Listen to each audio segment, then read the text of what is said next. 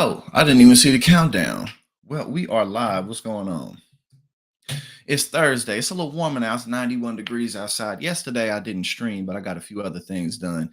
And I went for a nice run. You know what I'm saying? It feels good it feels good to make progress on much of anything that you put your time into. But, it's a few things like making some progress in your conditioning, like when you're getting in shape, especially when it's cardio. Because, man, cardio sucks. But the more you do it, you know what I'm saying? You're just more and more able to, run further, run harder, run up steeper hills. It just feels good, you know what I'm saying?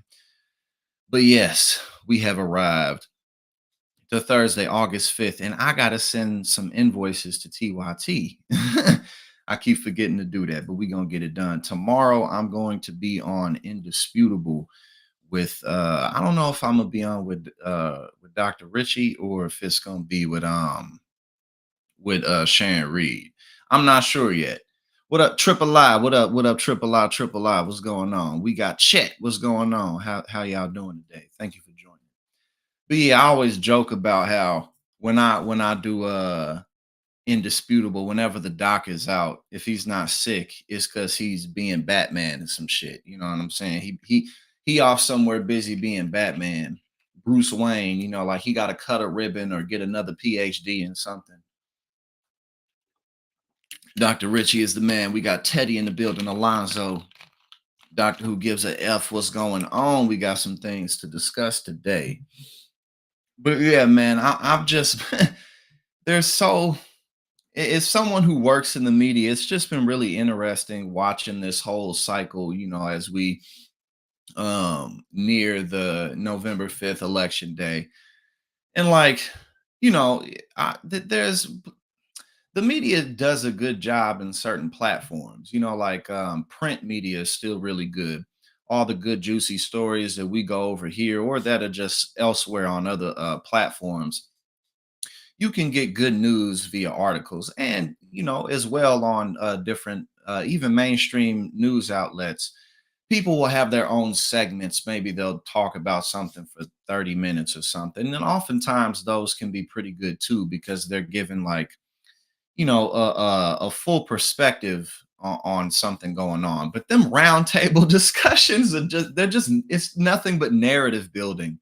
Like so much of the mainstream media, and y'all know this, but they just set narratives. And I've it's just been hilarious to watch is the tables have completely turned out of Trump's favor in this election. Like when they have these roundtables, there's so much to discuss. Like so what they'll do is, Kamala's been killing Trump in the polls the whole time she's been in here. So what they'll do on these roundtable discussions is they'll pick one poll and they'll talk about it for 30 minutes instead of talking about like voter registration numbers, the breakup in demographics, messaging. They don't talk, they'll barely talk about that. They'll just talk about one thing for 30 minutes or an hour. And like they not really talking about shit. Like honestly, a lot of what would make the mainstream media better is if they just added more, not even perspective, if they just talked about more things during the hour. They don't be talking about nothing, man. You know what I'm saying? Like Kamala's interview. Like it was just a single interview. There's really not that much to break down about it compared to everything else that's going on. And they still talking about her interview. Like it's just hilarious to watch that shit happen. Again, it's especially as somebody who works in the media. But yeah, it's so much of it is just narrative building. But like she's winning in all these metrics, and they're like, I don't know. Like, what do you mean you don't know? It's so clear what's going on. But again, because they, they don't want to talk about local politics. They don't want to talk about policy all that much. They just want to sit around and talk about nothing. You know what I'm saying? Like Donald Trump isn't even campaigning. Like he's literally just golfing. He's not even trying to win this election. And they're like, well, Trump has been down before. Like, yeah, 9 years ago. You know what I'm saying? Like, it's just, I don't know, man. I try not to watch much of it because it's just like, man, they really don't talk about anything at all. But let's see, we got quite a bit of things to go over today. We got some economic numbers to go over. We got, obviously, I'm sure y'all have saw that there was another mass shooting at a school in Georgia. That continues to happen. We got a lot of stuff to talk about. And, like, but yeah, like they'll sit up in these tables and talk about, Kamala, she's got to do this, she's got to do that. But on the other side, you got Trump, who like is just, I mean, like, what do you even say about this guy? Like, this is the type of stuff that him and his followers retweet about him and post about him. Like, what is this? Like, this shit is stupid. This shit is stupid. Like, what is this? Huh? Like, or it'll be Donald Trump riding on the back of a lion or something. Like, what is going on? I don't know. It's just, I'm definitely ready to move beyond this. And also, there's always what's more important than anything else. Is what you can do personally in your community to make a difference. And that's really what we got to focus on. But anyway, let's get into some of this stuff. Now, I'm sure y'all know about Mark Robinson. I'm sure you know who Mark Robinson is. And one of the ironies of the far right wing platform is how anti-woman it is, anti-everything, anti-gay, anti-trans, anti-porn, you know what I'm saying? And then it always comes out that these people typically, they're struggling the most with it, like people getting caught up, anti-gay politicians who get caught up, you know, in airport bathrooms or whatever it may be, the self-suppression. Maybe you've seen this story, maybe you haven't. But it's to no surprise that Mark Robinson apparently was like a very, very regular customer of a porn shop, where he would, like rent out the back room for the previews and stuff. And apparently he bought hundreds of tapes from this guy. And again, like, I mean, shit, I'm a sex worker myself. So, you know what I mean? Like, obviously, even if I wasn't, there's no issue with porn, anything in moderation. But, it's like these people are, always calling women whores and sluts, but you love whores and sluts, don't you? Apparently so. Republican North Carolina gubernatorial candidate, and he's losing pretty bad right now, and current Lieutenant Governor Mark Robinson bought hundreds of bootleg porn videos and went to a porn shop nearly every day of the week in the 90s and early 2000s, according to a new report. Again, this wouldn't matter if it wasn't for the fact that these people push forth policies that are completely hypocritical to the way that they live themselves. Robinson has run on his evangelical Christian views and ultra MAGA politics and has been strongly endorsed by Donald Trump. Five men who worked at or patronized a pair of 24-hour video pornography stores in Greensboro, Gents Video and News, and I-40 Video and News, told the North Carolina Assembly that Robinson would frequently drop in after finishing work for the day at a nearby pizza shop. Straight from the pizza shop to the porn shop. Louis Money, a former employee, or Lewis Money, a former employee, told the outlet that Robinson would often purchase two or more previews, which consisted of a viewing in a private booth over the course of the night. The future lieutenant governor also bought hundreds of bootleg porn videos that Money sold on the side. He said, and this was before the internet days, you had to get them things hard copy. You had to put them in a shoebox and shit, you know what I'm saying? He told Rayleigh that Robinson's taste was just straight American porn, which could be anything because America's a melting pot. And I don't trust anybody that doesn't like good old American porn, he went on. So, no, he shouldn't be judged. He should be judged on everything else, but he should not be judged for this. Okay, so, but again, it's like the irony of situations like this. These guys, these dudes are, anti-porn. Let's get rid of porn, but you can't get enough of it. You know what I'm saying? Right, they gotta put news in the porn shop names. They gotta put that in there, just to add that extra bit of legitimacy. All right. I know he might have problems with gay people, but I don't think he has problems with lesbians. Well, funny jab there. Again, look the irony there. Or the one of the heads of the Moms for Liberty, like, got caught up doing like bisexual threesomes and stuff, but you're super anti-gay. Like, it's such a common occurrence that you run into with people like this.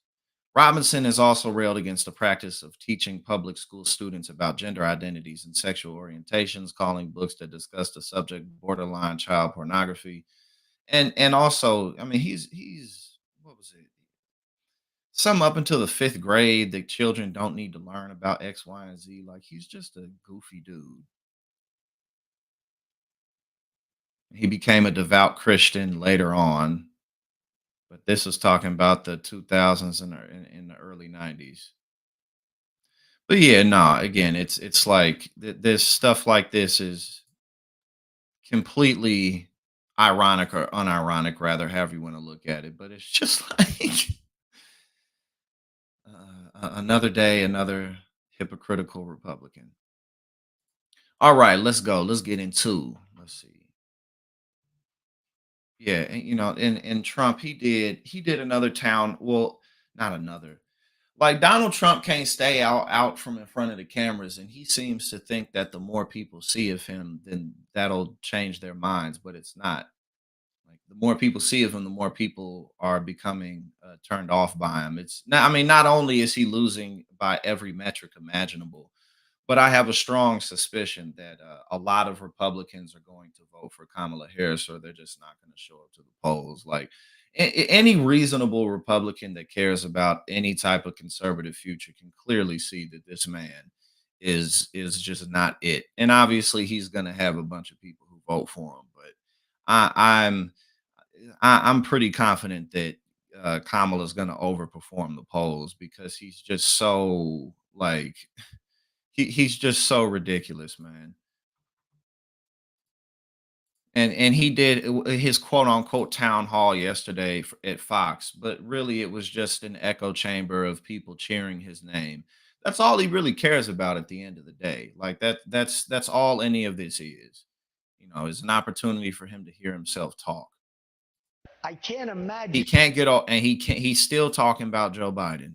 I can't imagine New Hampshire voting for him. Anybody in New Hampshire, because they're watching right now, but anybody in New Hampshire that votes for Biden and Kamala, I really think I call her.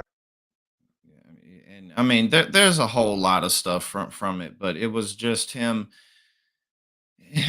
adoring the MAGA cheers, and that's it, and saying a bunch of really stupid things. I think tonight there's gonna be another one where he talks, where he gets asked questions from the audience.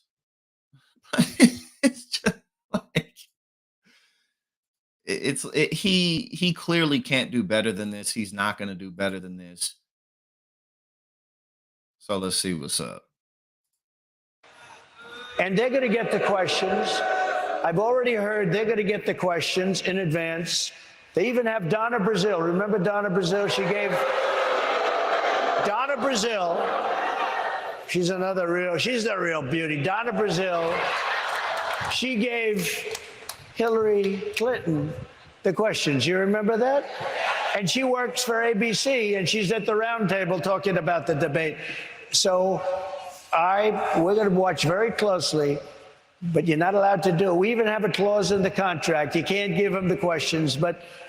And again, like, how, like, he endless projection, like like y'all are pointing out. But what difference does any of this make? If you're really the man, if you're really that guy, then oh well, they got their questions ahead of time. What difference does that make, man?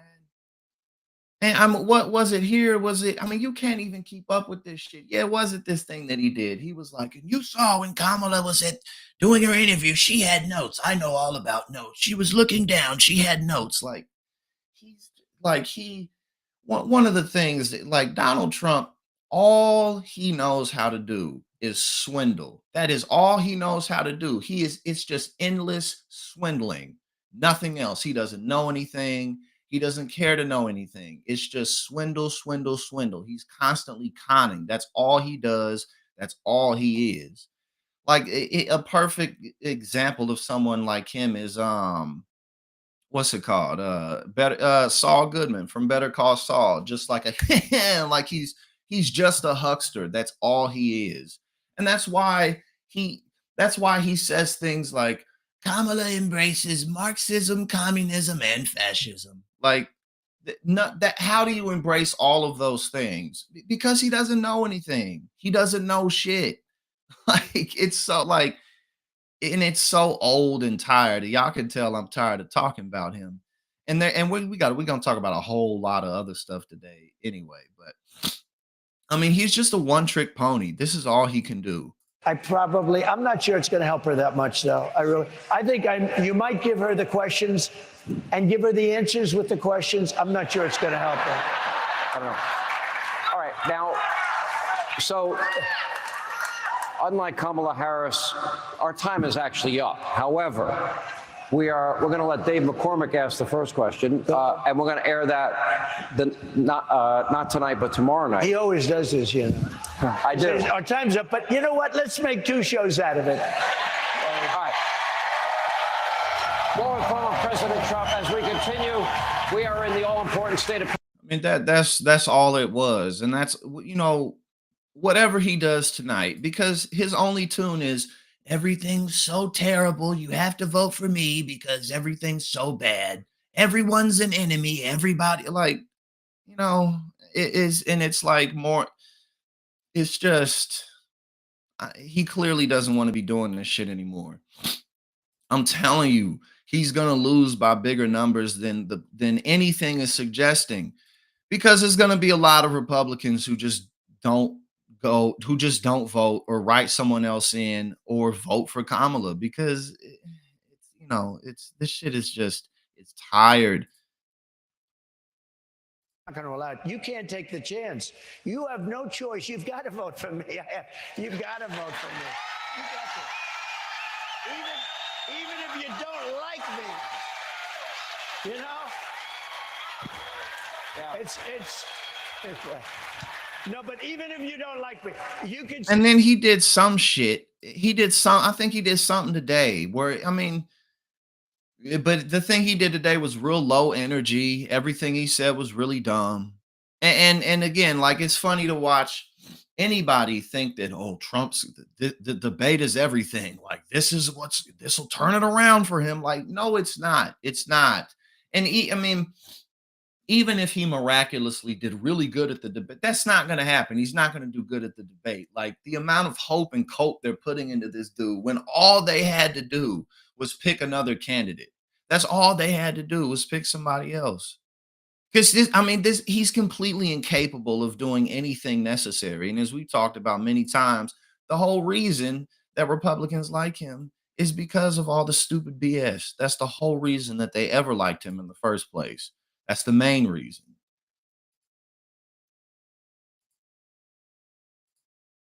And you got, and I'm sure you already seen Steve Dushian, and what's the name, Janine Pirro, Karine Jean Pierre, rather. I said Janine Pirro. Oh, since when does Kamala Harris have an accent? Like, you're just trolling. Like, all they know how to do is troll. That's all they know how to do. Like, it's so dumb. Hold on, where is it? Did they not put it on? They're not gonna put it on here. Well, I'm pretty sure y'all have already seen it anyway. Sometimes, what we doing? What we doing? Why is it? No, go away. Here we go. A different topic. Since when does the vice president have what sounds like a southern accent? I have no idea what you're talking about. Well, I mean, this is. she was talking about unions in Detroit using one tone of voice. Is this something? Like, again, like what? The black people will care about this, like, or whatever it is. Like, it's just so stupid. And look, if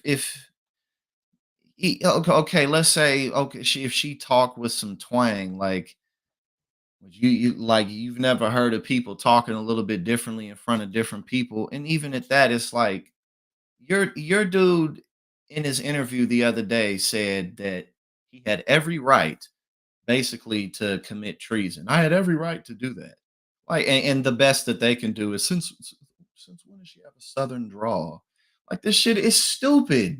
Same line. Okay, Peter. That she used the same line in Pittsburgh, and it sounded like she at least had some kind of a southern drawl. I mean, do you hear the question that I mean, do you think Americans seriously think that this is an important question? They care, you know what they care about? They care about the economy. And look how he's looking. He knows it's stupid. He knows it's dumb. They care about lowering costs. They care about health care. That's what Americans care about. So That's what they want to well, hear. this is something. They care about, your colleague just asked me about what basically we talked about, went back and forth about democracy and freedom. That's what they care I about. I'm not agree. even going to entertain some question about the it's just, hearing it sounds so ridiculous. Well, but hearing it is. The question I'm talking about. Like, bro, like these people are like unserious is not the word. It's just not the word. Like, what the fuck? What are you talking about? Why is this part of the main political discourse? JD Vance can't stop shit in the bed everywhere he goes. Like, it's just nonsense. It's so stupid.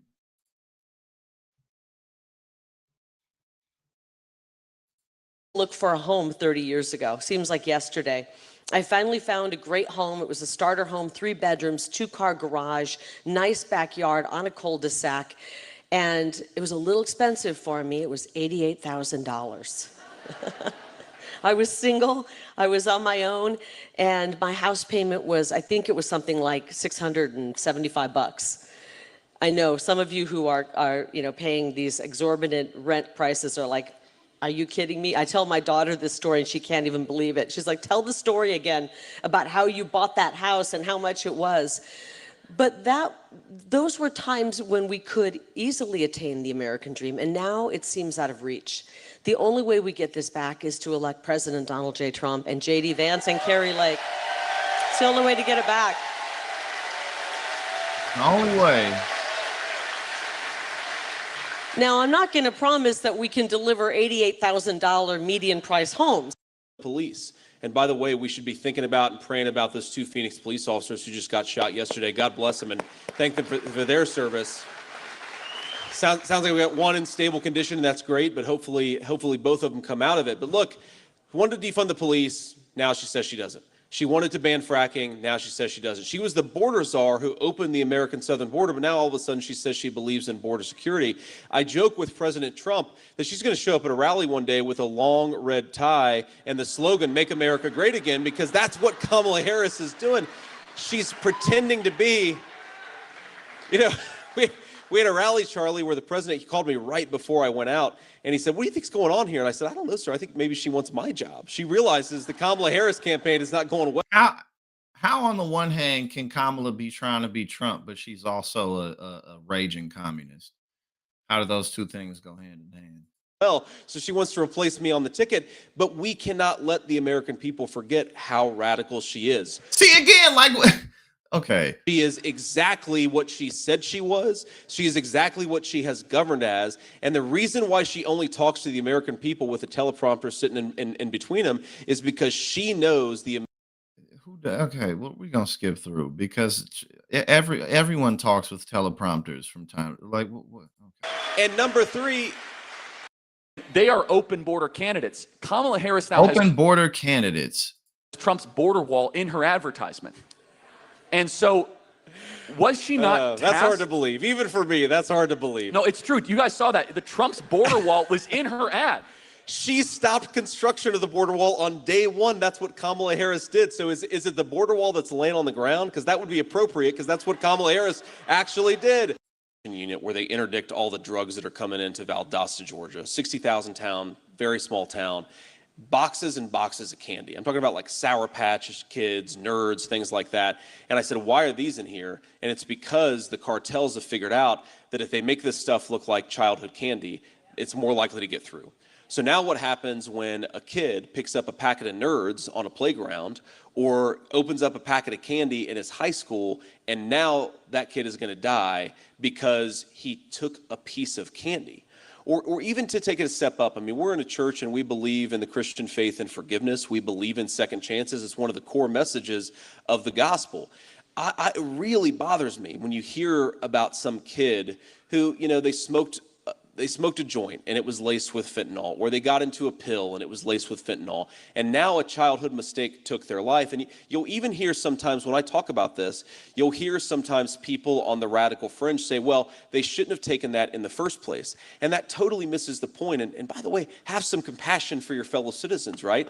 But I know, Charlie, you've got young children. I've got a 7-year-old, a 4-year-old, and a 2-year-old. They're with prices. Why is this happening, JD? Explain it, and what will Trump Vance do about it? Yeah, so inflation's obviously complicated, but in some ways it's very simple. This is disgraceful. Kamala Harris's entire policy is to import millions and millions of people into this country who violate our laws and then give them benefits that should go to American citizens. We could go down the line. She wants to give them homes that ought by rights to go to American citizens. She wants to give them Medicare. She said this. She wants to give illegal aliens Medicare. It's just the same shit Republicans always say. At the end of the day, it's just wrapped up in an extremely unpopular VP candidate. But like it's just the same shit they always say. Oh, they want all the immigrants to come in here to take away everything from everybody. That's okay. Moving on. But that was at Turning Points USA, so he was in front of people who wanted to hear what he was talking about. And there's whether it's that. Let's see. Oh, we got your favorite person coming up, Fritz. So we got Jesse Waters. I'm assuming. Yes, he said this. Women love masculinity, and women do not love Tim Walz. So that should just tell you about how masculine Tim Walz is. The other day, you saw him with a vanilla ice cream shake. Had a straw in it. Oh, again, that tells you everything. Judge Janine. That tells you everything.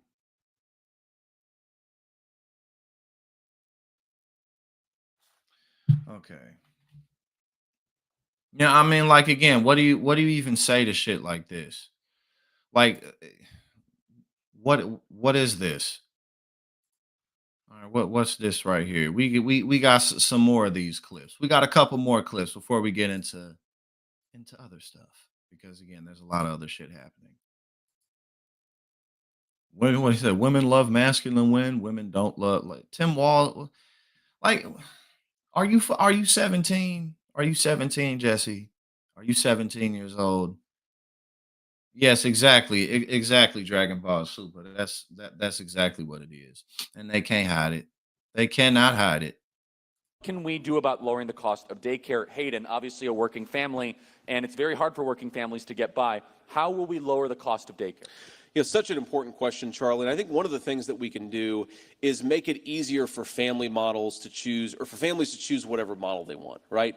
So one of the ways that you might be able to relieve a little bit of pressure on people who are paying so much for daycare is make it so that maybe like grandma or grandpa wants to help out a little bit more, or maybe there's an aunt or uncle that wants to help out a little bit more. If that happens, you relieve some of the pressure on all the resources that we're spending in daycare. Now, you talk about just daycare. Let's say you don't have somebody who can provide that extra set of hands. What we've got to do is actually empower people to get trained in the skills that they need for the 21st century. We've got a lot of people who love kids, who would love to take care of kids, but they can't either because they don't have access to the education that they need or maybe more importantly, because the state government says you're not allowed to take care of children unless you have some ridiculous certification that has nothing to do with taking care of kids. So empower people to get the skills they need. Don't force every early child care specialist to go and get a 6-year college degree where they've got a whole lot of debt and Americans are much poorer because they're paying out the wazoo for daycare. Empower working families, empower people who want to do these things for a living, and that's what we got to do. All right, Okay. Now, if y'all haven't noticed, it is quite warm outside. It is quite warm. Let's talk about that. Let's talk about the heat wave going down all over the country. Heat wave intensifies from Phoenix to LA. Wasn't it somewhere like there was 100 degrees? What was it in Arizona where it was 100 degrees for 100 days or something like that? 100 degrees or more or some shit. An earlier, usually intense September heat wave is threatening is threatening temperature records from Arizona westward into Metro San Diego and LA and up the coast of Portland and Seattle. The climate change worsened extreme heat. Uh, my bad, y'all. The climate change worsened extreme heat event is bringing temperatures of 15 degrees Fahrenheit to 20 degrees above average in the Pacific Northwest and is set to roast the Southwest for an extended period. Extreme heat watches, warnings, and advisories are in effect for 66 million people as this morning stretched from Phoenix to Seattle. The National Weather Service is warning of major to extreme levels of heat risk in Phoenix, Las Vegas, Sacramento, and other parts of the West. Phoenix has now gone it was Phoenix. The record-setting 101 days straight with highs of 100 degrees or above. The next 10 days are forecast to stay above that threshold. This crushes the previous record of 76 straight days set in 1993. It also is forecast to break the city's record of 55 days in a year with 110 degrees or above. It is hot. Multiple large wildfires are going on in California, Idaho, Oregon, and other states right now. Down the line, let's see.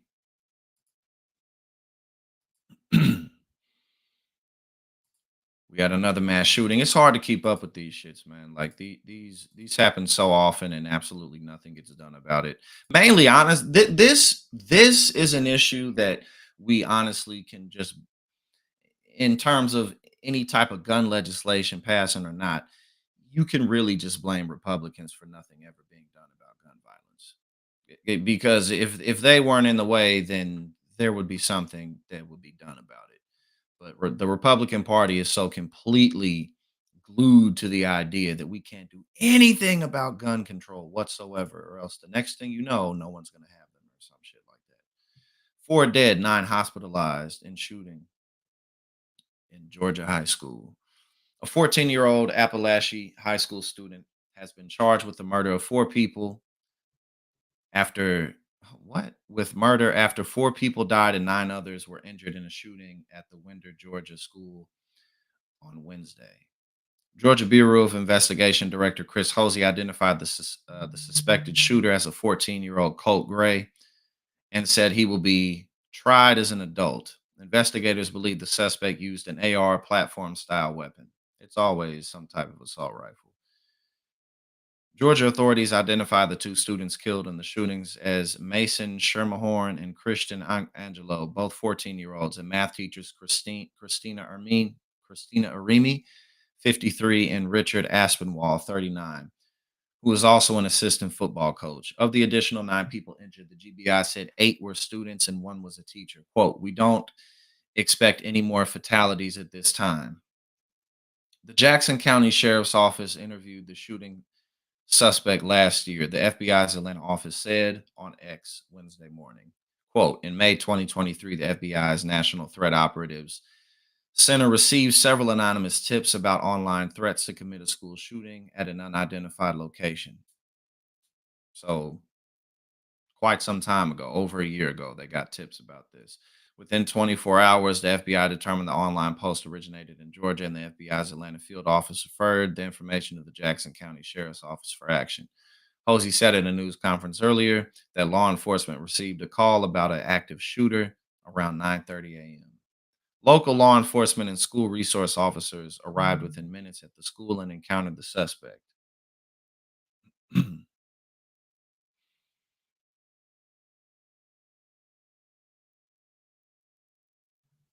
I mean, like you can't even keep up with this at all. And again, Republicans are never ever going to do anything about this whatsoever. Period. Hopes and hopes and prayers, thoughts and prayers. That's all they ever have to give for anything like this.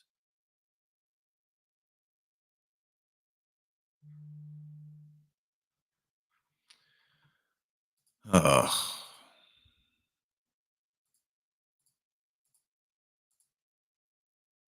All right, let's look at Montana. We got a Democrat struggling up in Montana. Right, exactly. And then anytime they talk about mental health, they don't do nothing about that either.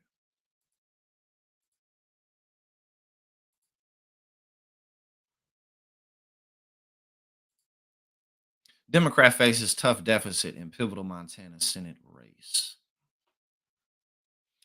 Montana Republican Tim Shee leads Senator John Tester in one of the most critical races of the 2024 election. Whichever party wins Montana is likely to control the Senate in 2025, as most signs suggest at this point. With West Virginia all but certain to flip Republican because Joe Manchin is not running again, so it'll go Republican there. Democrats have to win the 8 other competitive seats to keep the Senate at a 50-50 margin and hope to have VP Tim Walz as tiebreaker. Polling is tight in several other battleground states, including Pennsylvania and Ohio, but Montana appears to be the most perilous for Democrats. New polling by AARP shows she up 49% to Tester's 41%, when the full ballot with the third party candidates is included, and 51% to 45% in a head to head race.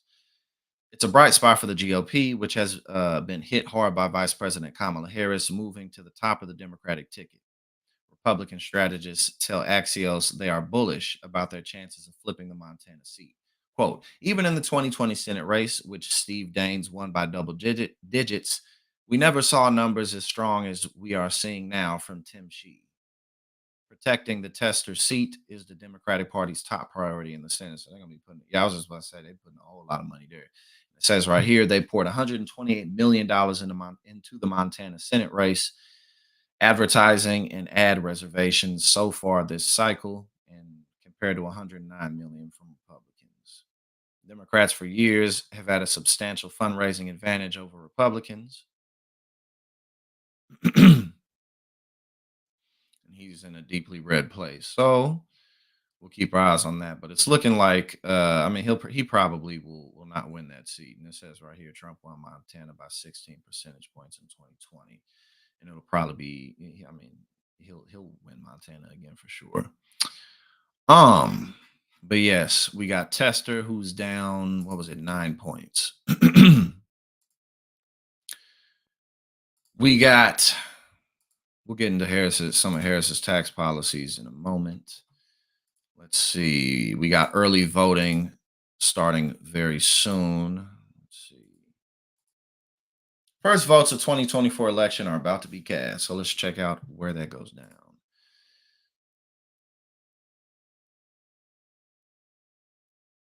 So the light green is 14 days before November 5th, and the black is 35 days, and the white is day of only. So there's a lot of early voting that's available here. And Vermont, Pennsylvania, Virginia, Illinois, South Dakota, Minnesota, and Wyoming are the states where you can do it the most ahead of time. We just went over those. September 16th for Pennsylvania, and everything else is the 20th, the 21st, and the 26th. Boom. North Carolina is set to be the first state to mail absentee ballots, but won't begin in-person voting until mid-October. Michigan will be the last swing state to begin early in-person voting just over a week before Election Day.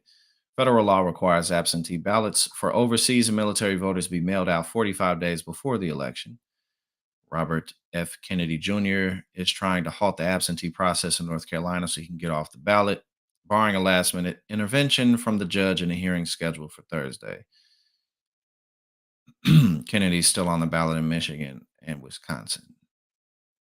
Key election dates in September. On September 10th, Trump and Vice President Harris will face off in the first presidential debate. Don't be surprised if Trump finds some reason to not do this. It doesn't say that I'm saying that.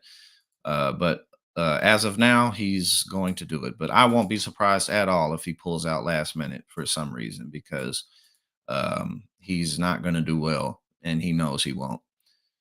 The Trump campaign is also pushing for a VP debate on the 18th. That'll be even more. That'll be even worse. That's going to be even worse. They agreed to October 1st. Trump's going to be sentenced on September 18th in New York. He has so much. He just has so many issues at the same time. More than 100 million Americans, 2/3 of the electorate, voted early or in person or by mail in 2020. More than 100 million people voted early in person or by mail. That's a lot of people. So it's going to be a lot of early voting here as well. Good point here. It took place during the pandemic. But there we go. Early voting is about to start. Vermont, Pennsylvania, Virginia, Illinois, South Dakota, Minnesota, and Wyoming is where early voting takes place the earliest. All right, what we got here? What we got here? Let's check this out. I need to respond to something real quick. I need to respond to a text message real quick. We got Aaron in the building.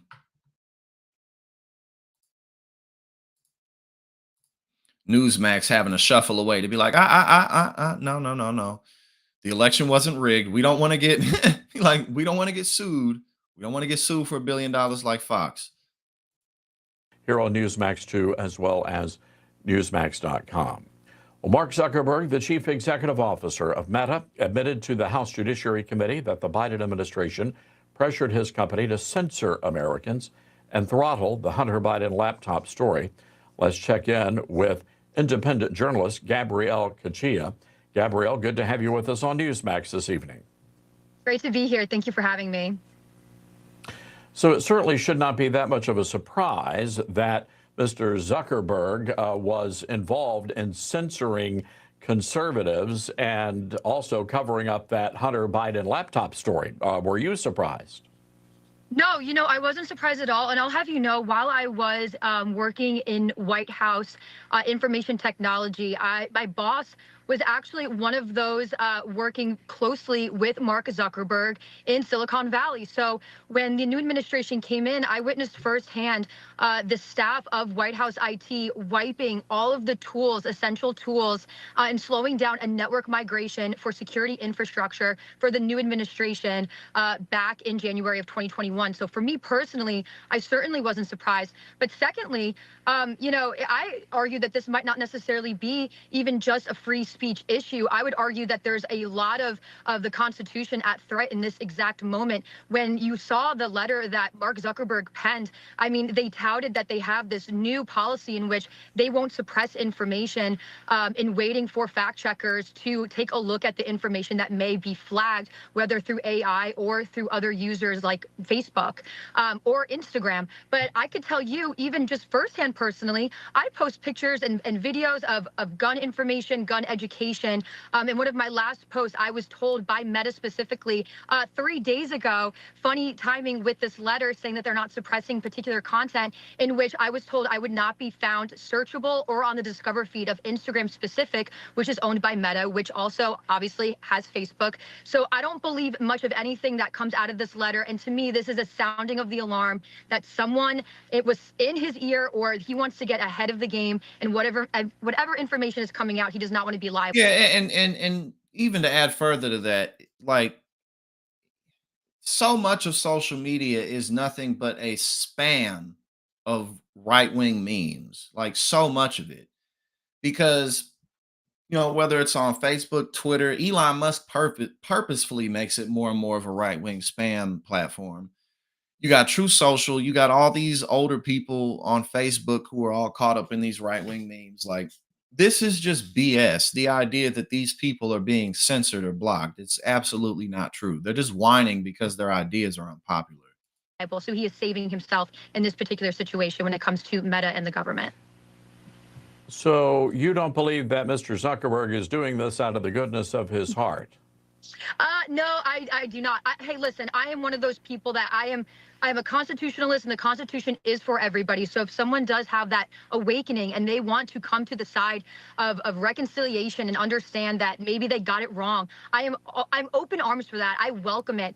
But this just seems very oddly fishy to me, coming at the heels of, I'd say, that RFK announcement really got a lot of voters excited that might have not necessarily voted for Trump or were willing to vote for Trump come November. And so I think with all this momentum, you see a lot of people trying to get their ducks in a row so that they won't be sparred, or sorry, they'll be spared once President Trump enters the Oval Office, as he should be rightly and duly elected, as he was back in the last election. That's not a surprise whatsoever. So I'm not surprised. This is kind of how Meta operates. But overall, I mean, his involvement with the government, there's twofold, right? There's Meta's role in all of this, but there's also the government's role, right? And this Biden administration is not they're very guilty. And so when you look at it, elections need an overhaul when it What are comes they to guilty of? What are they guilty of?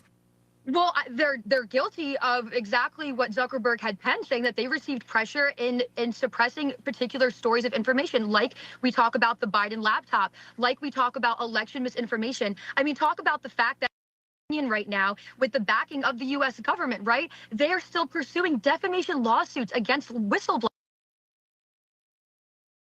Primaries, the last primaries in Puerto Rico, and well, let me jump into here. No. Hold on, Gabrielle. Again, let me jump into here, and we're going to have to wrap this interview. But again, Newsmax certainly does not believe that the election was rigged, and we just have to we just cannot go down that path. But I certainly appreciate you joining. She's like, no. We're getting into getting sued territory. We're getting into getting sued territory. All right, let's see what's up. Yeah, I guarantee Donald Trump is never, ever going to get over the fact that he's not running against Joe Biden anymore. It is not happening. Is it this motherfucker talking about some? He was down 18 or 19 points. No, he wasn't down 18 or 19 But she was points. fair. I thought I did well. I don't think he did too well. Although a friend of mine said, you shouldn't have done the interview. He's not going to make it. And you know what? He didn't make it. Think of this. It's very unfair in a lot of ways. I complain about it. But she ran against him in the primary. She got no votes. And she was the first to leave. I think 22 people or something like that. And she dropped. She was down to nothing, never even made Iowa. And he got 14 million votes. And he's still talking about this shit. It's not fair. They did a coup. They did a coup on Joe Biden. They kicked him out. No, they didn't, bro. He stepped down. That's what happened. They threw him out. They said, we want you out. And he wasn't going to win, I don't think. I mean, I don't think he was going to win, but we did a good debate. We had a good debate, and it was a fair debate. And he was down like 18 or 19 points. 18 or 19 points. He was down 18 or 19 points. He just says shit. After the debate, and I hate mosquitoes. I'm surprised. I didn't think we had. We don't like those mosquitoes running around. We want nothing to do with them. And we want. We want nothing to do with those mosquitoes. We got some executive order charts up. Man, motherfuckers. The further back you go, the more executive orders people did. We don't really need to look at that today. We got some, let's see what we got up here. We got some bills, some local bills going on. We got more weird shit with JD Vance that we don't need to watch because it's just really boring. We got, hold on, let's get into Russia, right? What's up with that? What was I talking about with that? Apparently, Tim Pool and a few other people then got caught up in some shit, man. They done got caught up in in some Russia propaganda or whatever. Hold on. Let me get into this right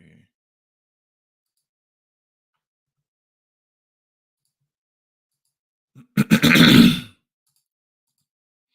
Dave Rubin, Benny Johnson, Tim Pool exposed as working for alleged Russian influence operation in new DOJ indictment. A new Department of Justice indictment unsealed on Wednesday accuses a Tennessee based content company with several high profile right wing personalities on its roster of being part of a Russian influence operation working to infiltrate U.S. media with the Kremlin's propaganda. The indictment does not identify the company by name, but descriptions in the indictment match those of Tennessee based Tenant Media, reported the Tennessean. Tenant Media's website declares fearless voices live here and describes itself as a network of heterodox commentators that focus on Western political and cultural issues. Creators currently listed on the site and featuring in videos on its YouTube channel include Dave Rubin, Benny Johnson, Tim Pool, Lauren Southern, Taylor Hansen, and Matt Christensen.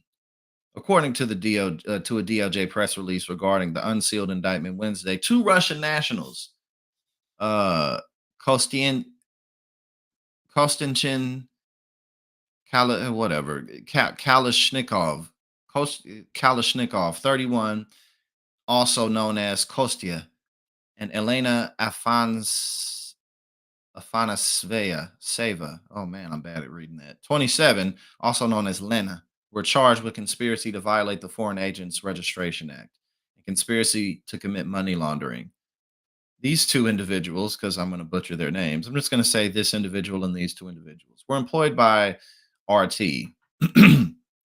formerly known as Russia Today, and Russian state controlled media outlet, according to the indictment, which describes how RT has launched several covert projects that are designed to shape public opinion in the US and other Western countries, including this alleged funding and direction of a Tennessee based online content creation company.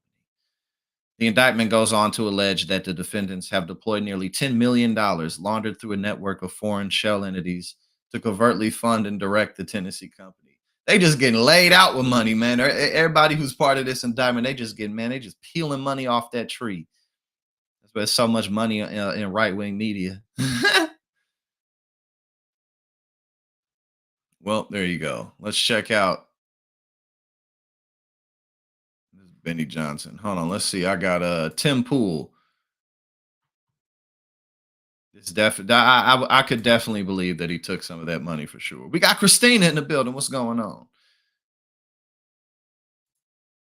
All right, we got Tim Pool talking about Ukraine is the enemy of America, which definitely sounds very Russia state propaganda TV-ish. But let's see what he has to say. They know it, but I don't know that it matters anymore. This is psychotic. Ukraine is the enemy of this country.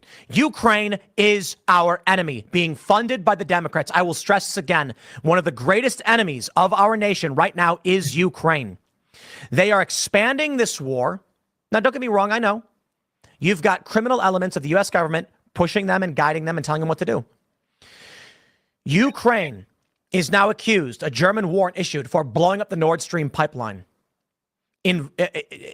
triggering this conflict. Ukraine is the greatest threat to this nation and to the world. We should rescind all funding and financing, pull out all military support, and we should apologize to Russia. Yeah, that sounds like that definitely sounds like he's being told to say that. Not only did he say that we should retract our support from Ukraine unilaterally, but we should apologize to Russia. Yeah, I definitely believe that he was getting paid 100%. My man's ended it with we should apologize. We should rescind all funding and financing, pull out all military support, and we should apologize to Russia. Okay, Tim. Okay, Tim Pool. Sounds like a plan, my man. It looks like Twitter is continuing to collapse. Yes, exactly. The country that's being invaded by Russia is the enemy of the United States. Yeah, he really is. And I'm sure that y'all have seen when he was recently talking about the dating world, and he was saying, "There's nothing wrong with me; it's everybody else." That was like basically his words verbatim. Like, yeah, Tim, because that's how the world works, isn't it? Nothing's anyone's fault. Which then, where's there ever any responsibility to go around if you look at it like that? Advertisers plan to withdraw from X in record numbers.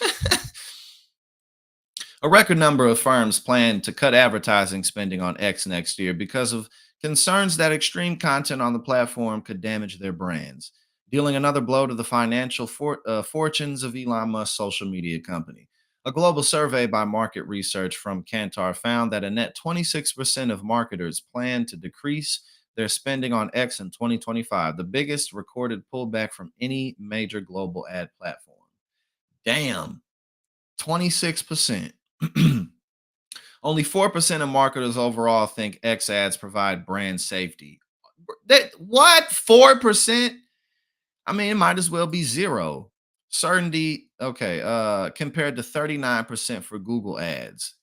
Yo, at what was the I mean, Elon Musk is just he's really a sad person. He really is. Like you have all of this and you're still miserable. You still really just want to be liked and accepted, even though you're the wealthiest man on paper in the world. Advertisers have been moving their marketing spend away from X for several years. Indeed, they have. X has changed so much in recent years and can be unpredictable from one day to the next. It's difficult to feel confident that your brand safety that about your brand safety in that environment. Consumers, on the other hand, feel more positive about ads on X because there are fewer than there used to be. Well, that's nice, but X got to pay the bills.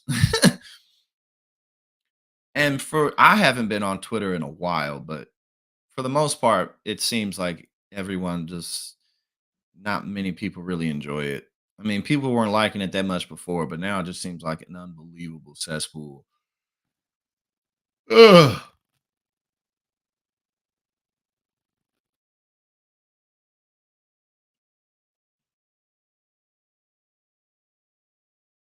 The spokesperson added the X's brand safety rate is on average 99%, is validated by double verify. What 99%? How would it ever be? How would anything ever be that high? I mean, you even if you don't know much about this, how could you read that and be like, "Oh, I believe it. I believe that there's absolutely no risk whatsoever on that platform."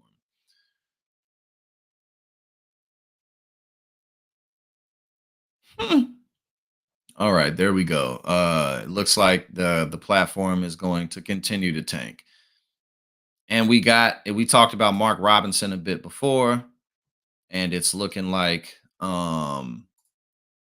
his campaign is continuing to tank, which is not I mean, that's not good for Republicans anyway, but it's also not good for Donald Trump's chances in the state, just in terms of just having double losers on there. GOP sees worrying signs in North Carolina governor's race. Republicans in North Carolina are facing worrying signs. Most polls in recent months have shown Democrat Josh Stein, the state's attorney general, leading Robinson, an ally of former President Trump, who has drawn criticism for his past rhetoric on everything from abortion to the civil rights movement.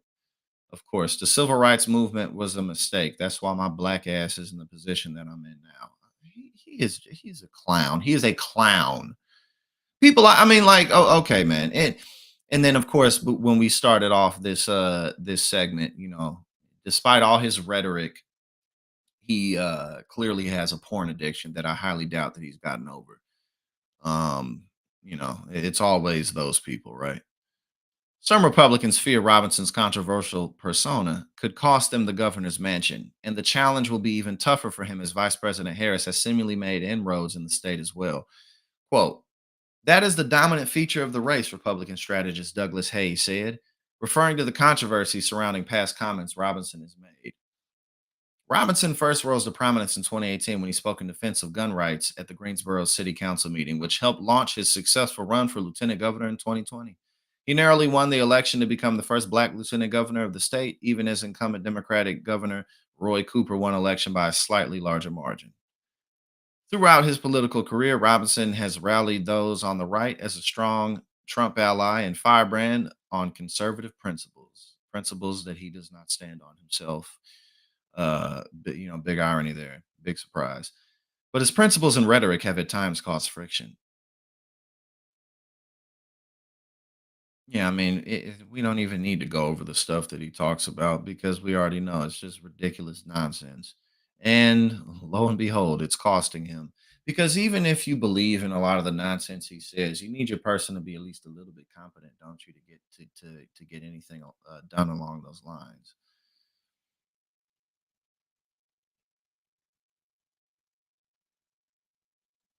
But yeah, so it's looking like it's looking like he's struggling.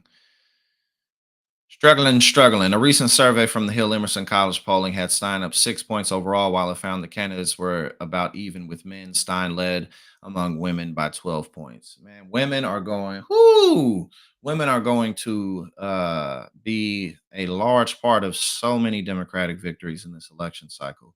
And it's no wonder. It's no wonder. He led by women by 23 points in this poll. I mean, that's so far outside of the margin of error, man. But there you go. Mark Robinson continues to sink his own campaign with the ridiculousness of his rhetoric. All right, we don't need to go over this. That's not really very important. We already went over this a little bit. All right. So Lauren Boebert had a debate the other day. Didn't go well. Did not go well. We got hold on. We got Mike Boy in the building. I didn't even see you come in. What's going on, brother? How's it going today? How is it going? Lauren Boebert had a debate and went about as well as you'd think, but she still is still, I guess, probably in a good position to win, but we'll see what's up. Was voting, what was on you though, was voting to lower costs of prescription drug medication. So I want to tell you a story, Representative Boebert. My dad was diagnosed with terminal kidney cancer and I got 4 extra years of life with him, thanks to life-extending medication that his union retirement benefits covered. You voted to keep the medicine high and out of reach for millions of seniors that gave me 4 extra years of life with my father. That was a clear vote. You voted against it. Just told her straight up, like, yeah, you voted against policies that kept my dad alive for 4 additional years that wouldn't have worked. And that's one of the fundamental issues. Newt Gingrich kind of introduced that whole thing that we're never ever going to compromise no matter what. Republicans are so unwilling to compromise that they vote against veterans' rights. Like they vote against veterans bills. They vote against everything and anything that Democrats do, no matter what it is. And it's really effective campaigning, especially moving forward, to be like, I mean, you motherfuckers vote no on everything, including stuff that would have kept my father alive, this person's cousin alive, this person's aunt alive. Like there's they don't have any credibility for anything. Obviously, they still, their messaging is still effective across large swaths of the nation. But the truth is that the Republican Party they don't have any credibility, whether it be because of their endless bending over backwards for Donald Trump, and also the fact that they vote against things like let's give some health care funding to veterans. Republicans be like, no, or let's cap insulin costs at $35 a month. Republicans, no. They have no credibility. So if Democrats can continue to be impactful with their messaging, especially more progressive Democrats going into Congress, attack them on stuff like this, because who can really, how do you defend this? I mean, somehow she talking about defending it is, oh, it'll just cost so much money. It costs too much money. That's why we couldn't give health care funding to veterans. If you're going to take care of folks, like what about our veterans, Lauren? Because you're talking about lots of cuts and how to pay for things. I think if you're going to be America first, you can't put veterans last. So I do just want to point to your vote that you voted against care for veterans exposed to cancer-causing toxins and burn pits during war. So we definitely have different priorities, because I believe we should take care of our veterans, always. Are you done? All right. So when it comes to our veterans, I have absolutely put them first. In my first year, we were in the minority, and unfortunately, not all the legislation was great. And the omnibus bills have put in something really beautiful for our veterans. But again, not voting for something that we have 22 hours to read that's over 2,000 pages long. When that bill first came up, I was in the minority, and amendments were closed on the House floor. I could not give a Colorado voice to the men and women who have served in our military on that legislation. Because that was one piece of legislation. What about cuts to the VA? You proposed significant cuts to the VA that would hurt veterans, caregivers, their families. It would hurt homeless vets. It would hurt telehealth for vets. Don't sit here and tell us that you voted against one bill that you will somehow hurt veterans. No, thank you. They no credibility, no real arguments. And that's, that's a lot of why they've been so focused on culture war issues, because when you talk about things like this, they don't have an argument. Oh, I just didn't have enough time to look over it. That's all it was. Like, okay. Y'all have lots of people on staff to do things like this for you and with you. Like, you're not doing it by yourself. Like, what do you what but we'll see what happens though. We'll see what happens.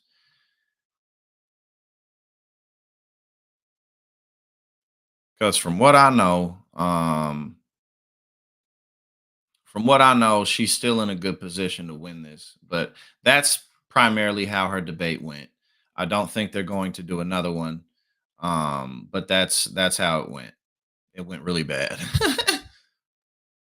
Hold on, what is this right here? Um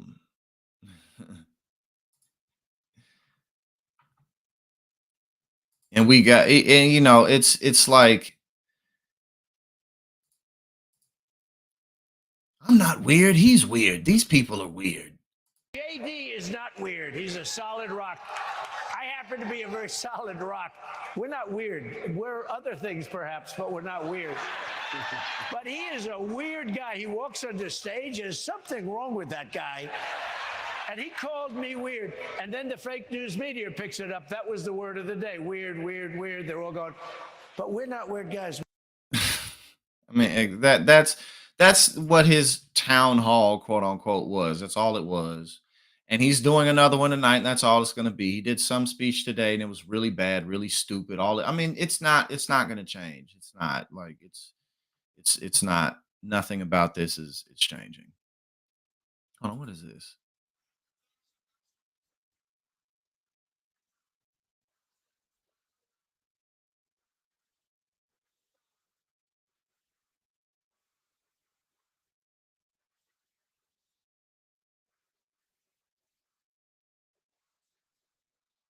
Oh my God. Okay, we might as well look at this. Because we about to get into some of Kamala's tax proposals and a few other things, but we might as well look at this right here. He makes everything about himself in one way or the other. In one way or the other, he makes everything about himself. He says, vote for me if you like TikTok. I'm on TikTok and we're breaking records. Like, everything is breaking records and blah blah blah, like nobody's ever seen before. Like, For all of those that want to save TikTok in America, vote for Trump.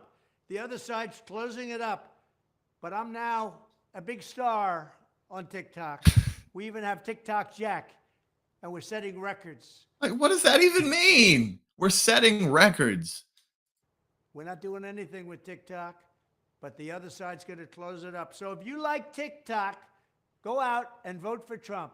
If you don't care about TikTok and other things like safety, security, and prosperity, then you can vote for a Marxist who's going to destroy our country. Thank you very much.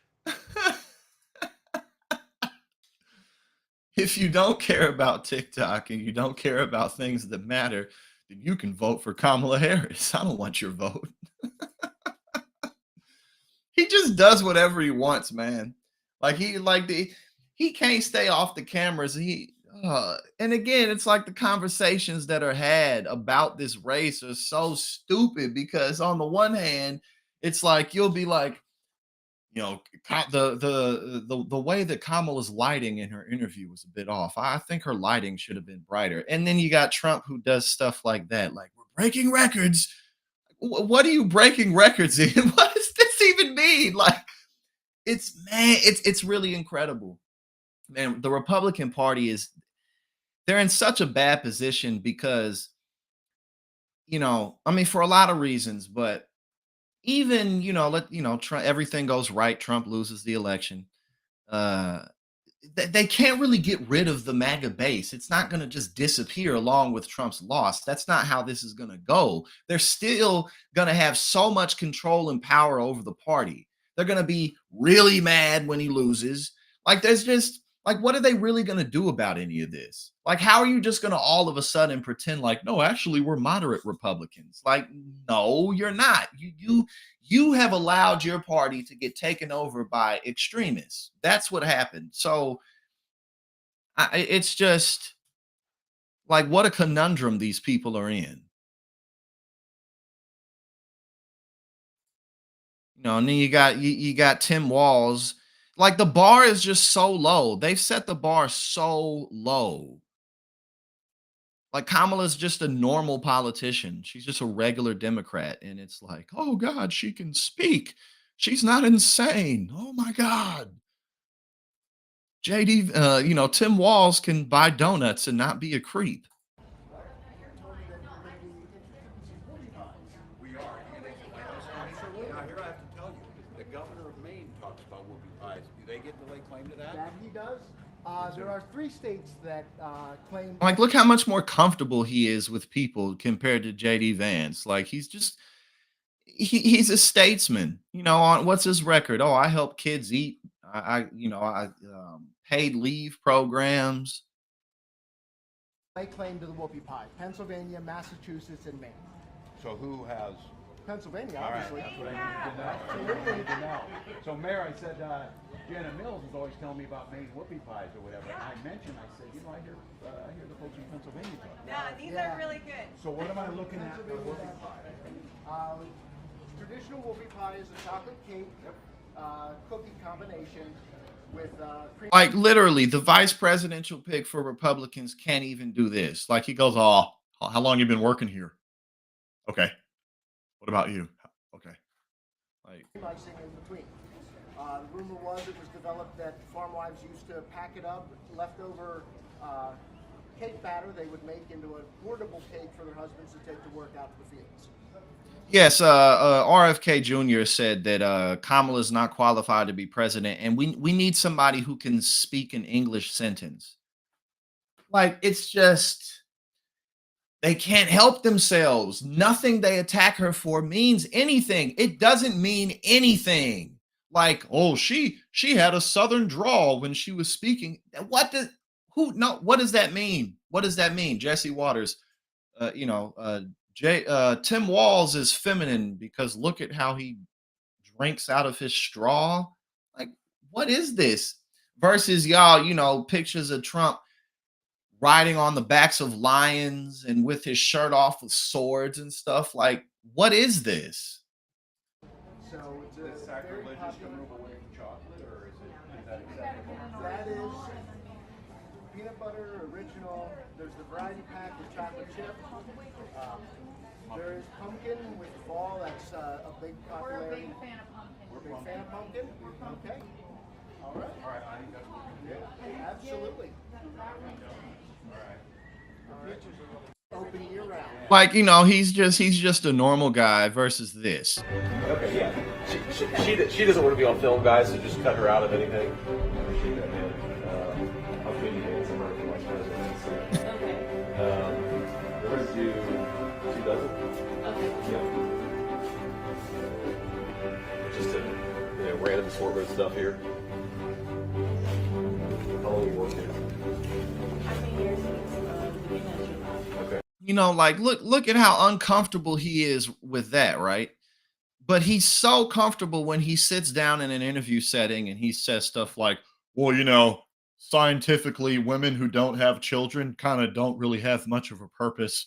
And so, when you don't have kids and you're not religious, then you start pursuing things like an equitable society, more equity and equality within society, better rights for people, a more balanced economy, which is nothing. That's just a false god. That's a false idol right there, and it can't bring you happiness. Making the economy and society a bit more balanced, there's nothing good can come from that. If you don't have kids, you like he just weird is the perfect word for it. It's so stupid. How comfortable he is sitting down talking about shit like that, but he can't just have regular conversations with people. Like literally anybody would have been a better pick. And I'm telling, like, I don't know if y'all saw this. Nick Fuentes is fed up with Donald Trump. He is fed up with the Trump in the MAGA movement. It's just because it's bullshit. They sold out. They sold out everything that MAGA represented at one point, and everything that it was is no longer. It's just really sad. And the 2020 comment, it's like, wow, that's how pathetic it's gotten. He's admitting, he says, oh, I lost by a whisker. So what was the point? Like, what's the point of any of it? You lost in 2020? Seriously? I mean, what are we even doing anymore? Then you're a loser. Then you're a loser. You just lost. Then you lost to Joe Biden. You deserve to be charged. If he admits that he lost, then that actually vindicates the DOJ charge against him. And he's right, though. I mean, at the end of the day, let's be serious. These people, either they knew that Trump lost or they didn't care that he lost. But what he's saying is true. It's like for you to say that openly, people are gonna be questioning you about it. That's definitely gonna get questioned at the debate. Oh, you said that you had every right to do this. You said you lost by a whisker. Again, don't be surprised if he backs out of the debate. I won't be surprised if he does. It's not going to go well for him. But it's just hilarious because you can tell like he's genuinely let down. Nick Fuentes is. But yeah, Trump is not only pissing off people who weren't going to vote for him anyway. He's pissing off a lot of people who may have voted for him. It's going to be a lot of people that just don't show up to the polls or they vote for their right shoe or vote for Kamala. Like and Trump, and more importantly than anything else, Trump is barely campaigning. Like he's barely campaigning. In the last 4 weeks, he's only done like 2 weeks worth of events. He's golfing. He's not doing anything. He's acting like Hillary Clinton was acting in 2016. But what he's saying is right. It's like you're just openly saying you lost now. Because the charge is that he knew he lost, but he lied to defraud the people. That's the DOJ's charge. So why did we do Stop the Steal? Why did anyone go to January 6th? Why is anyone sitting in jail? Why did anything bad happen to anybody? Why did everyone get censored? Why is everything bad that has happened to the people that are involved, why did that need to happen if you're just going to walk it all back and say, oh, I lost? Well, it would have been good to know that before 1,600 people got charged. It would have been good to know that before I had all my money frozen, put on a no-fly list, banned from everything, lost all banking and payment processing. Would have been good to know that.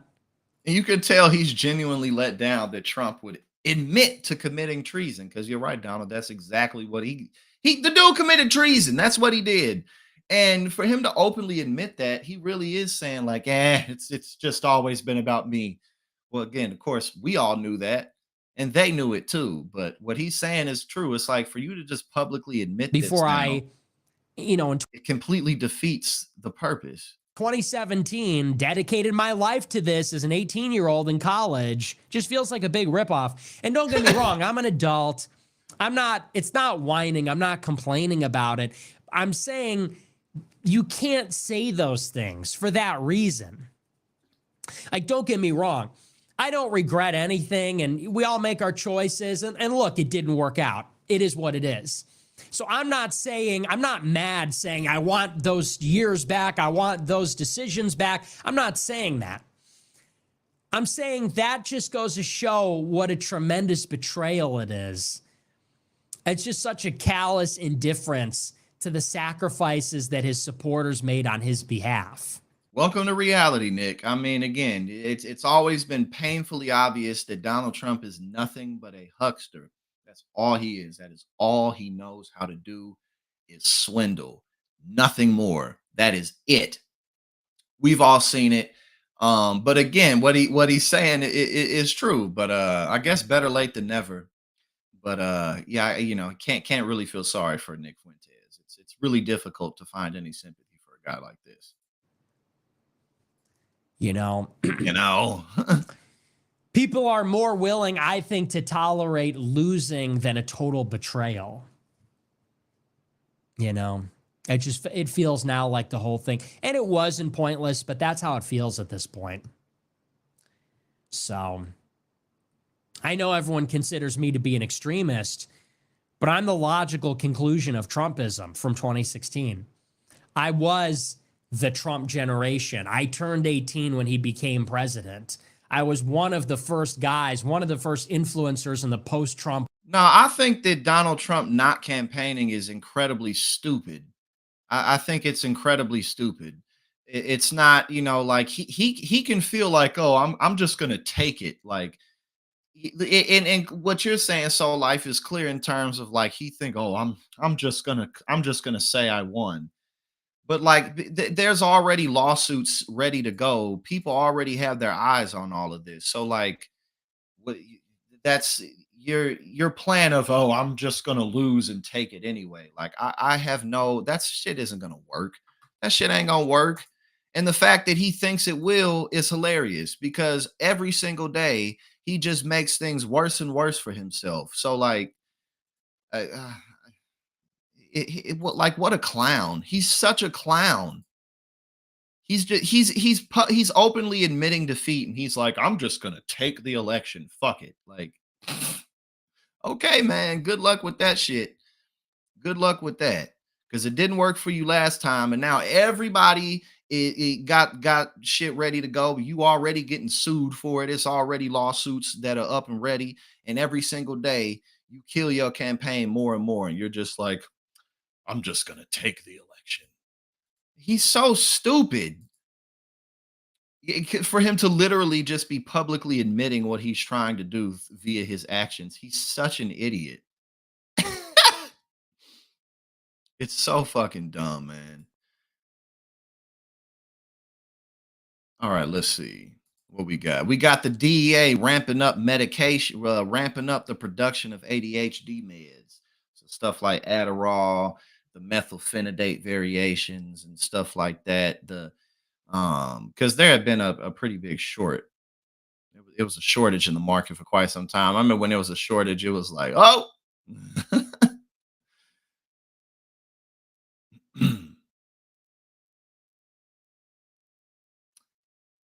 DEA allows ramped up production of ADHD meds. The Biden administration is raising production caps on the sought after ADHD drug Vyvanse and its generic equivalents in response to a Food and Drug Administration request to address shortages of the prescription stimulant. Patients nationwide have been scrambling to find a variety of ADHD medications due to soaring demand and federal limits on controlled substances, as well as manufacturing problems. The Drug Enforcement Administration said in a notice that it is increasing the production quota for Vyvanse and generics by 24%. See, it's so much harder to get your hands on prescription drugs because the government regulates it. A shortage of the active ingredient. Ooh, what is this? Lisdexamphetamine. Lisdexamphetamine dimislate or whatever. Some type of phetamine or the other. That's what we're going to call it, is the reason identified for the shortages of generic capsules and chewable tablets, per the notice, which was reported by Bloomberg. Man, these pharmaceutical companies be making so much damn money. They're cartels, literally. That's what they are. They're cartels. But for anybody who was taking Vyvanse and you were having shortage problems, it's looking like you're not going to have shortage issues with that for very much longer. Let's see. Now, let's get into a little bit of Kamala's tax proposals. You know, like at the end of the day, the whole thing about let's see. The whole thing about Kamala's a communist, Comrade Kamala, obviously that never held true. But in fact, Kamala's more to the right on some of her tax policy positions than Joe Biden is. And we'll go over some of that in a minute. Oh, well, right now, actually. Um, she has a very pro-business platform. Um, all right, let's get into it. Vice President Kamala Harris will announce, okay, this was yesterday. The ambitious proposal is part of the Harris campaign's delicate balancing act on the economy, which seeks to defend President Biden's administration while also looking past it with new policies to help working and middle class Americans. Harris revealed an economic plan last month aimed at helping first time homeowners and targeting price gouging. But yeah, I think it's in the other one I got pulled up, but what was it? Capital gains tax. Biden wanted to put it at like 39.6% or something like that, and Kamala wants to put it up to 28 or some shit like that. So again, she's more she's further to the right on some of her tax policies than Biden. Uh, so obviously she's not a communist. The latest proposal includes a tenfold increase in the tax deduction for starting a small business from $5,000 to $50,000.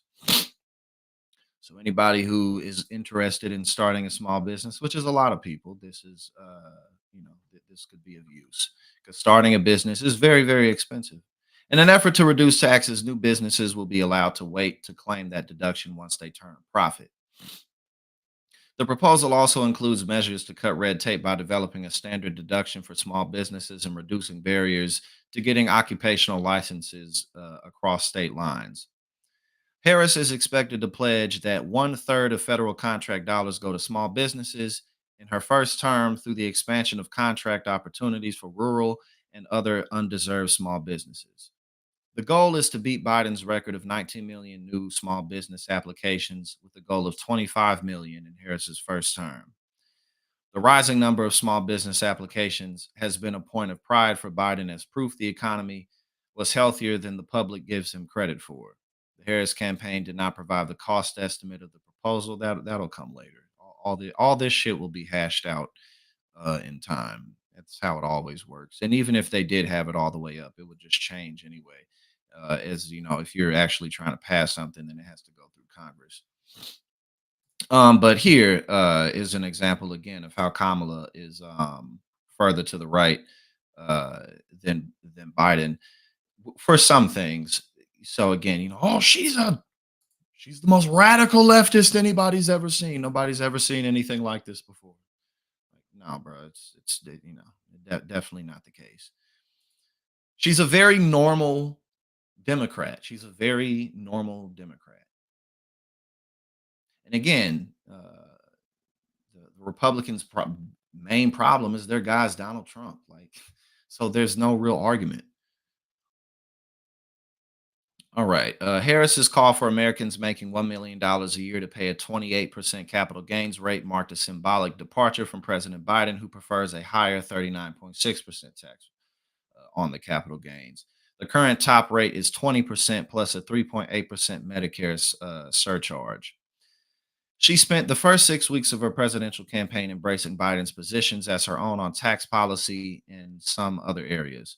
But on Wednesday, she had a clear message for the business community. Comrade Kamala, she isn't, even for Americans making more than $1 million a year, a group Biden once described as the top 0.3% of all Americans. Harris unveiled her new tax policy at an event in the Live Free or Die state of New Hampshire, known for its aversion to taxes. Quote, we will tax capital gains at a rate that rewards investment in America's innovators, founders, and small businesses. She paired her new capital gains position with a fresh proposal to increase the tax deduction available for new small businesses from $5,000 to $50,000.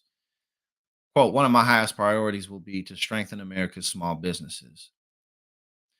As she has filled in the gray areas of her tax policy, Harris has mostly photocopied the president's proposals. Biden has called for taking the corporate tax rate from 21% to 28%. Harris also is for that same rate.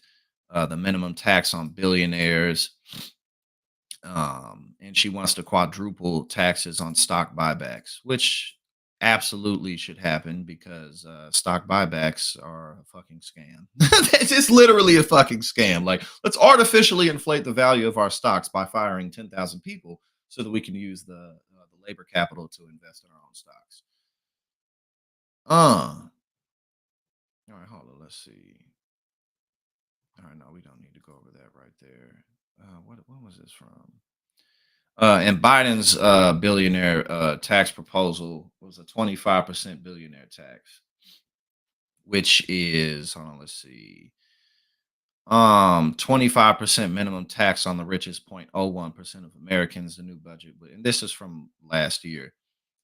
It would also increase the top tax rate for Americans making $400,000 a year to 39.6%. And that is where she differed, is because what we just went over. She wants to put it at 28%, and not 30. And Biden's proposal was 39.6.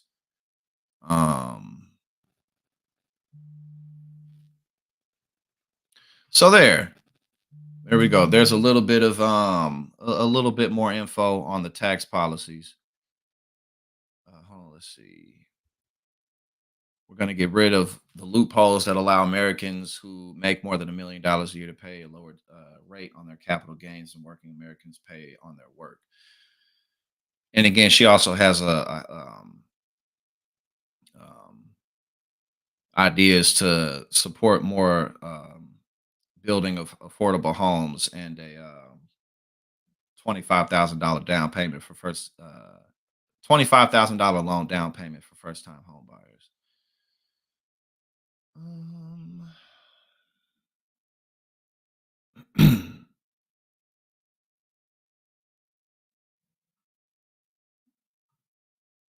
All right. And here's what's this because Biden he wanted a $10,000 for first time home buyers. She wanted to increase it to 25,000. Uh.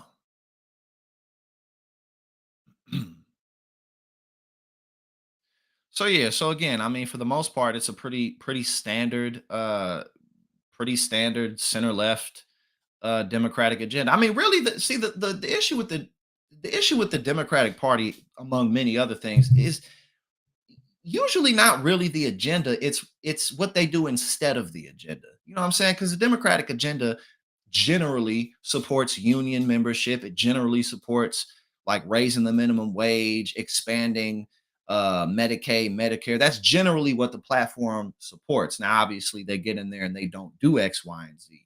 But like the Biden administration capping insulin prices at $35 a month, where before people were paying hundreds or even thousands sometimes a month. Like those are the types of things you generally can anticipate for a Democratic administration to do. And Democrats, at least maybe that'll change going forward, but their messaging on stuff like that is really bad. Um, like the infrastructure bill, Democrats will get stuff like that done that create 300,000 plus jobs for people. But then, Republicans spin it to where it's like, oh, well, I don't even know what the fucking Republican message. I don't know, other than the culture war bullshit. I don't really understand how they've been how they have effectively been able to make people think that they're better at handling the economy, because they're not. Like they're just not. But yeah, that's pretty much it. I mean, at least in my opinion, I think that her agenda is fine. You know what I'm saying? Like, especially compared to what we got on the other side with Donald Trump. There's going to be issues with it. I think probably the biggest,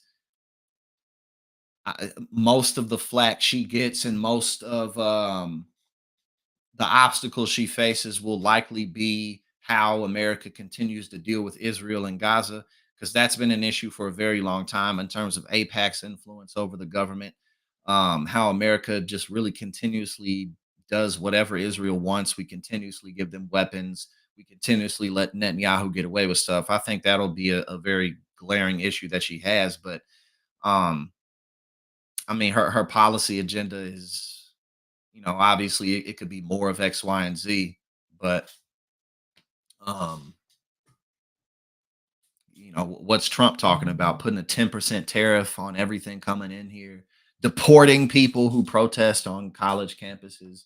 We're going to deport 20 million people. We're going to get rid of them. Just a bunch of ridiculous BS. But yeah, so good stream. We had a good stream today. Um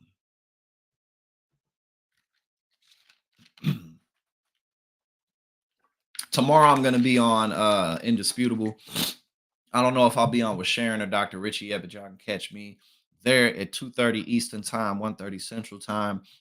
I probably won't stream tomorrow because I'll be getting ready for that. But other than that, thank y'all for joining me today. And let's keep this up. I appreciate all the support. And I will see you tomorrow on Indisputable.